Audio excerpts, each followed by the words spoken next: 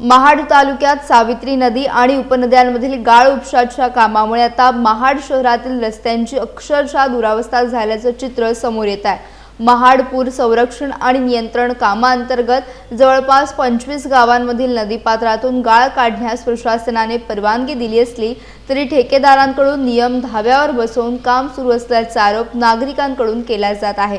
जलसंपदा विभागाने गाळ वाहतुकीसाठी सकाळी 6 ते सूर्योदयापर्यंतची वेळ निश्चित केली असून ओला गाळ आधी डंप करून कोरडा झाल्यानंतरच वाहतूक करण्याचे नियम आहेत। मात्र प्रत्यक्षात पाझरणारा ओला गाळ थेट डंपरमध्ये भरून शहरातील मध्यवर्ती आणि गर्दीच्या रस्त्यांवरून वाहतूक केली जात असल्याचं समोर आलंय। यामुळे रस्त्यांवर चिखल, घसरडी परिस्थिती आणि मोठमोठे खड्डे निर्माण झाले आहेत। दादली पुलावर नुकतेच 2 गंभीर अपघात घडले असून एका नागरिकाचा हात तर दुसऱ्याचा पाय फ्रॅक्चर झाल्याची माहिती समोर आली आहे।